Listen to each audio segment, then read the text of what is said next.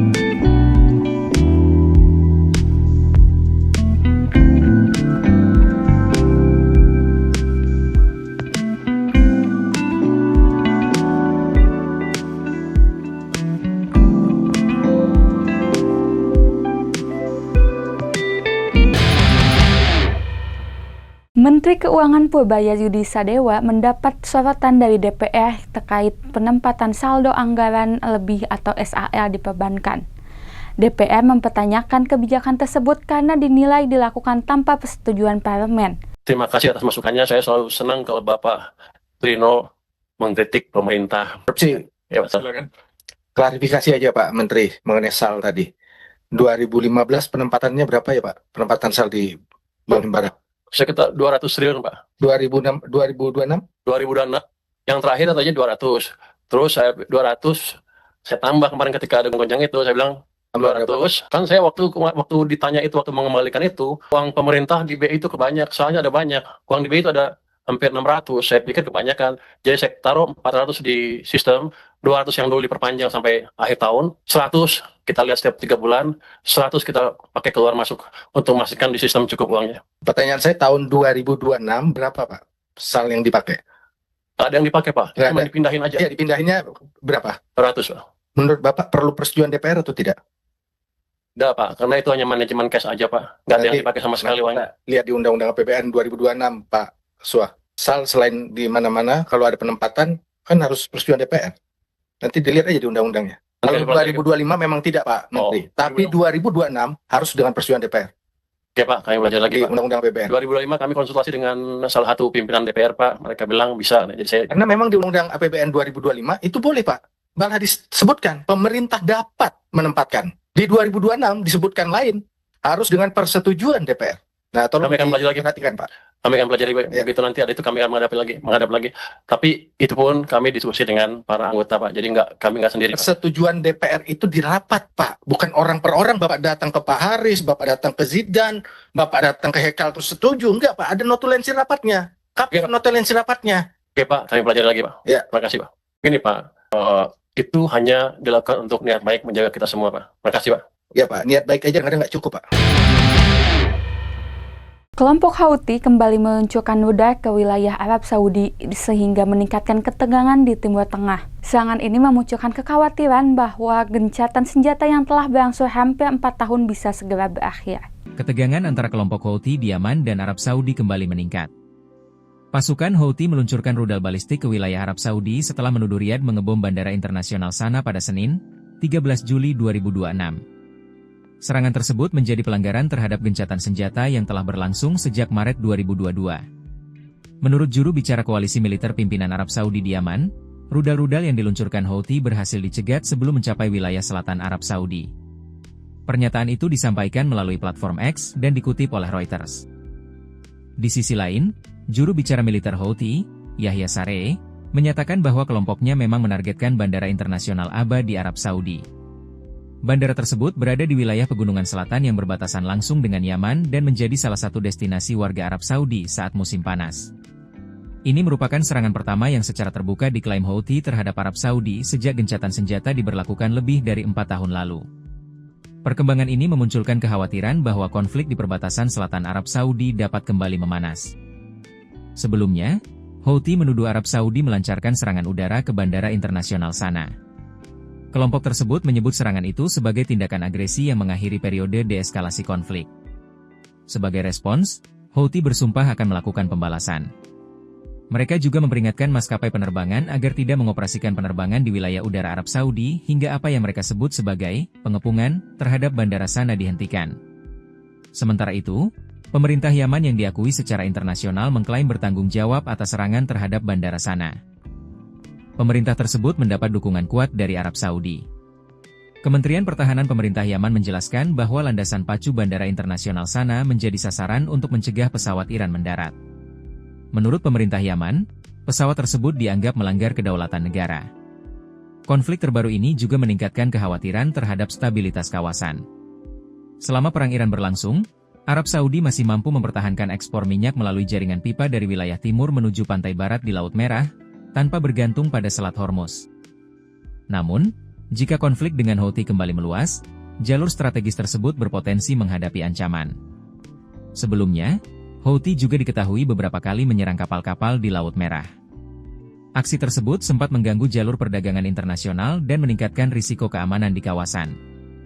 Hingga kini, Kantor Komunikasi Pemerintah Arab Saudi belum memberikan tanggapan resmi terkait tuduhan Houthi mengenai serangan ke bandara Sana.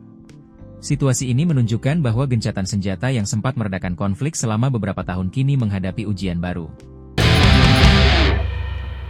Wakil Kepala Badan Gizi Nasional mengungkap masih adanya tumpukan utang yang membebani lembaganya dari pelaksanaan program sebelumnya. Di saat yang sama, pemerintah juga menghadapi persoalan pada pengadaan motor listrik yang disebut masih menyisakan berbagai kendala.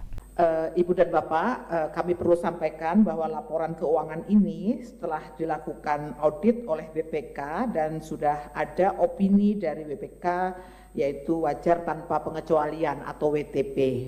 Kemudian, nah ini Ibu dan Bapak, kami masih memiliki hutang kepada pihak ketiga. Next slide. Hutang kepada pihak ketiga sejumlah 1,4 T. Rinciannya nanti ada di belakang. Ini yang menjadi tugas kami untuk menyelesaikan dan kami sudah berdiskusi dengan Direktorat Jenderal Anggaran karena memang ada banyak item yang kami minta mulai untuk dicicil lah dibayar supaya mengurangi beban pikiran kami juga Pak, namanya utang kan harus diselesaikan. Nanti rinciannya ada di belakang. Yang pertama adalah tunggakan tahun 2025. ada 1,6 yang sudah selesai dilaksanakan, maksudnya kegiatannya sudah selesai dilaksanakan, namun belum dibayarkan. Catatan berikutnya adalah soal pengadaan motor listrik. Nah, ini juga menjadi hal yang kami pertanggungjawabkan kepada DPR. Tadi dicatat belanja uang mukanya di tahun 2025, penyelesaiannya itu di tahun 2026. Jadi kalau di dalam laporan keuangan ini sebenarnya disebut subsequent event. Jadi sesuatu yang setelah tahun bukunya ditutup ada kejadian atau ada hal yang harus kami lunasi setelah tahun 2026. Ini nilainya 243, ini hanya uang mukanya saja yang kami catat di 2025. Untuk tahun 2026 ini sudah dilunasi, tetapi belum dicatat sebagai aset peralatan dan mesin definitif. Karena apa? Karena masih dalam proses penyidikan oleh kejaksaan. Itu dia konten Top 5 hari ini. Saya Alia Fatina, terima kasih sudah menyaksikan. Jangan lupa subscribe dan tetap update bersama kami di Kontan TV.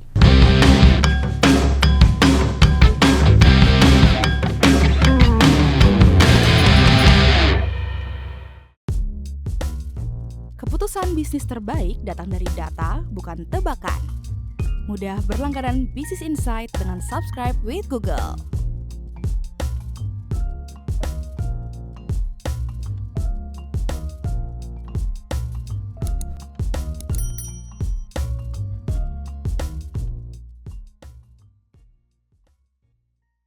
Download aplikasi Kontan sekarang di App Store atau Play Store.